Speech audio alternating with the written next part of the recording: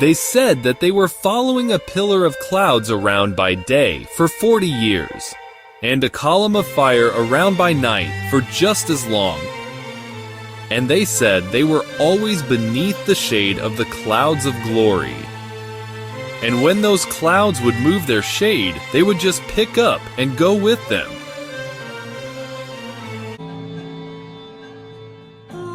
Well, if you had had a magnetic excursion event right above that coastal area, then that would have definitely caused that.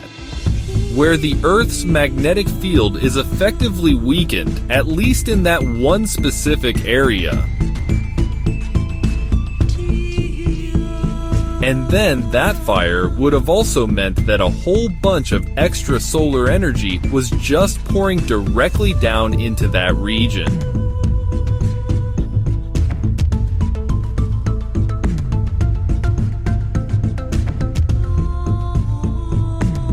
And then that energy would have also explained why there was all of that extra heated air down there driving all of those massive water spouts.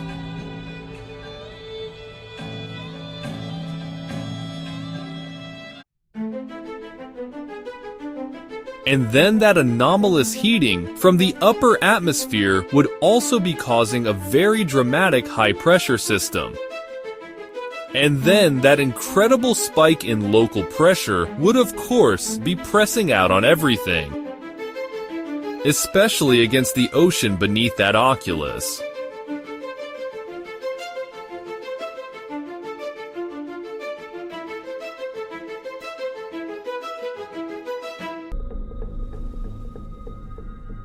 Whenever there's a hurricane that's making landfall, if it's big enough, it'll also drag the ocean up onto the land with it. And that's because it's pulling it up with its siphoning low pressure effect. Well, our inverted system out there in the desert would be having precisely the opposite effect. This pressure would be crushing down the ocean. And then the winds, of course, would be blowing radially outwards and magnifying this effect.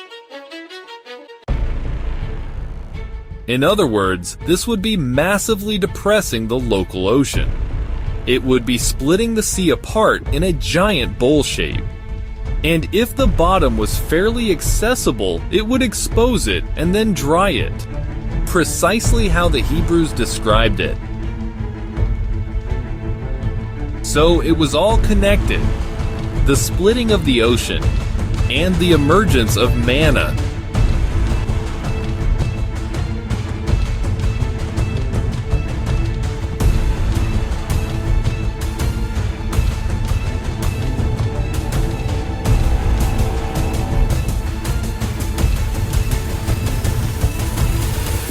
Every single phenomena within the Exodus account was the result of some sort of seismically induced distortion in the Earth's magnetic field above this area. Their descriptions of it are far too precise.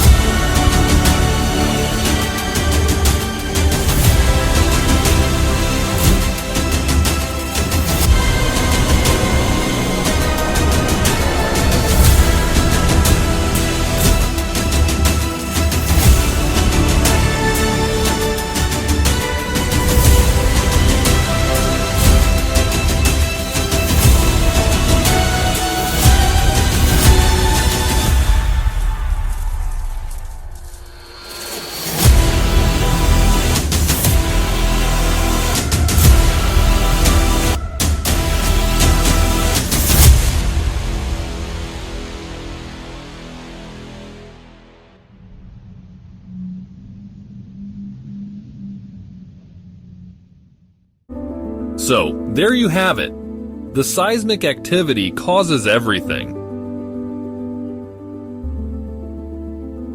The plagues which descended upon Egypt, which are all known to be side effects of limnic eruptions.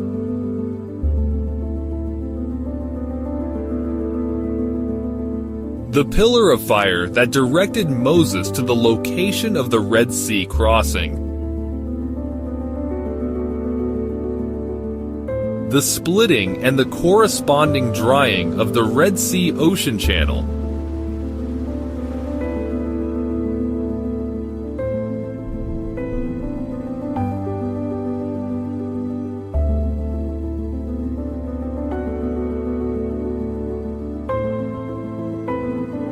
The column of clouds that came between them and the pursuing Egyptians.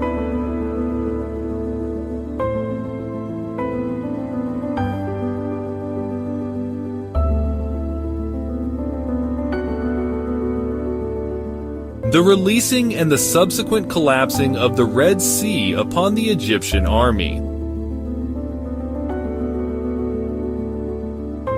The pillar of fire in the night sky that guided them after dark for 40 years. The pillar of clouds beneath that fire that also gave them shade in addition to guiding them. The manna from heaven and the water from the watersheds that completely sustained them for an entire generation.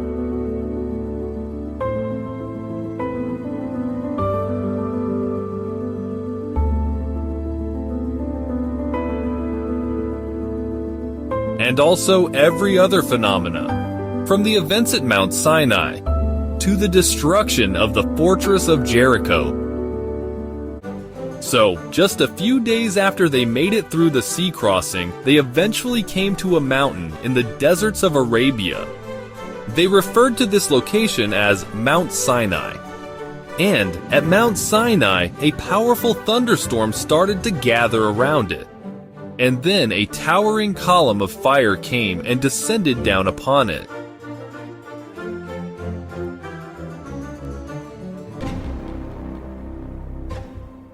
They said that there was a smoke that began to rise up and issue forth from the mountain. And then the mountain all around began to rumble. And then a massive heavy horn began to blast from it.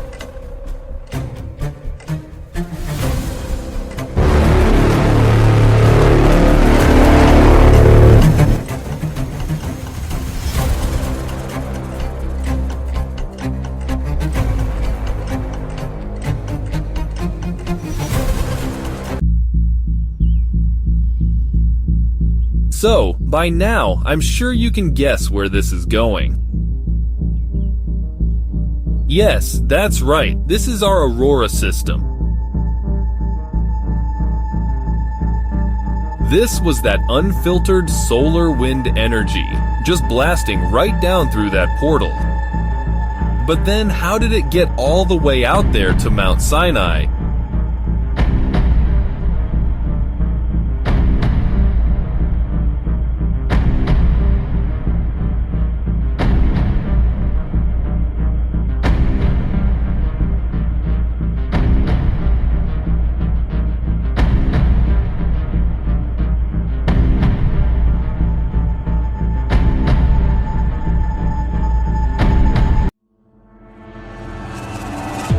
Well, the Earth's magnetic field is actually dynamic. It likes to move around and just sort of meander. So of course, as the field was doing this, it would be moving that system around, and also changing its intensity and modulating it. And this would be a perfect way to strategically aim that thing around at stuff. You could place it right over that entire mountain and cause it to resonate and tremble. You could place it right over the city of Jericho and cause its walls to shake and crumble. You could place it right over the River Jordan and cause its waters to split apart for them. you could blast a bunch of particles up into the atmosphere and eject them up so high that they ended up forming hailstones as large as boulders. And then you could arc those boulders over right onto the Amorites.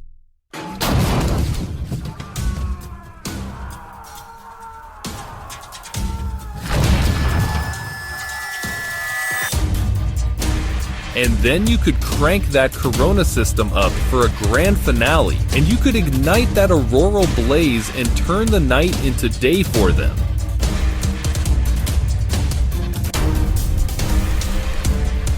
And then the Hebrews could conveniently use that to finish their battle against the Amorites. And as far as you could tell from the battlefield, it could appear as though the sun and the moon were standing still.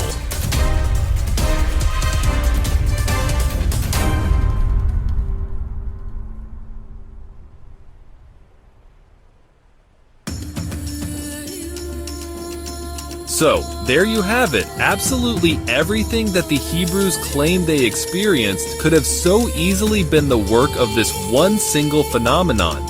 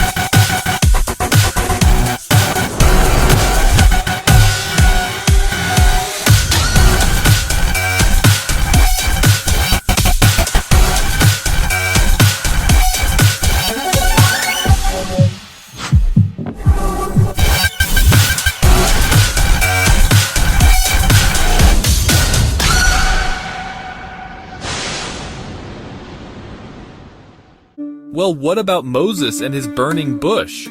Surely that must have been embellished, right? I mean, how could a bush just start burning but then just never consume its own substrate?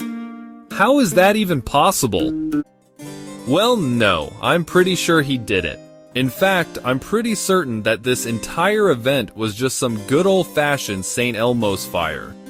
St. Elmo's fire is one of the coolest and most elusive events in nature. It happens when there's a charge difference between the objects on the ground and the air around them, and when the air itself has some sort of frost or dust in it, and when the air particulates themselves can accept that charge directly into them. So this is a charge that actually wants to get out into those ionized air molecules. It actually wants the air that's all around it to absorb its electrons. It's not just a charge up in the clouds wanting to arc its way out in a single discharge. No, it's a difference between the ground and the actual air column, and it wants to get out, into it. And so this charge will tend to seek the highest objects. It'll essentially accumulate atop the objects which are the most like antennas. So it'll accumulate in things like trees, and mountaintops, and in the masts of ships at sea out on the water. And then this is when it really gets interesting. Whenever that charge begins to get heavily concentrated up there, it just erupts out into the air like a hissing blue electric fire. It's just this jet of effusive sapphire plasma like a whispering indigo ghost flame. And what's more is that it never actually heats up its substrate or ever burns down its structure. It just fizzles directly off of its most elevated extremities.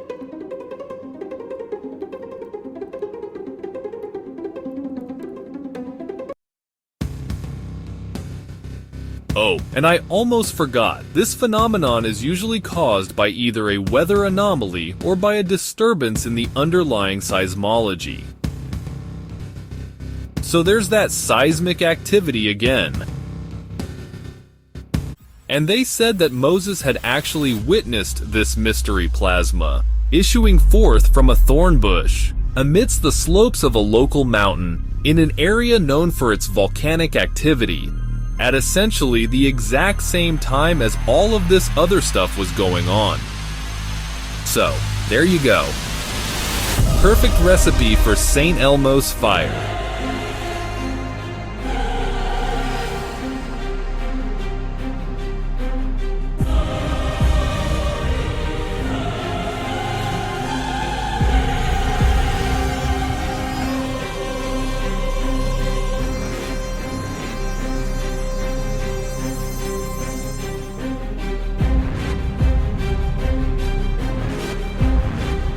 And it even says that the bush actually told him to take his sandals off, because the ground on which he was standing was holy.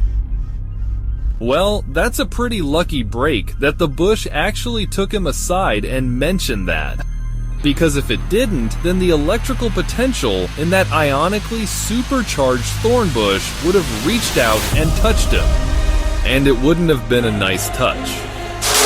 And then the Exodus might have ended. Before it started. So, there you go. Absolutely everything they claimed they saw was all related to this one single era of seismic activity.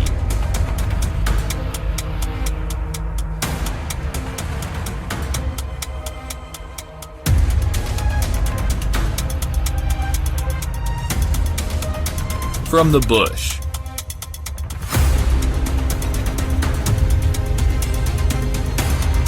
To the plagues,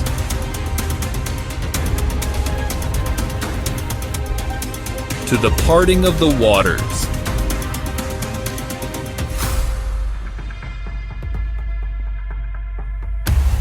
and from the manna,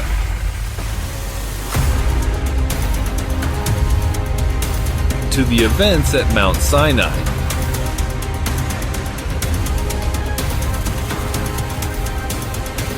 And then the sun even appearing to stand still.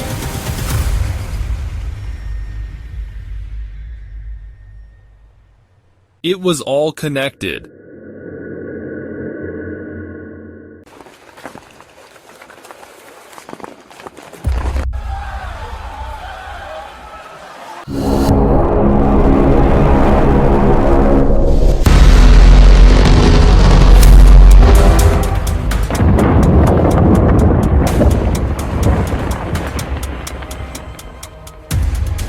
And it was all so intuitive.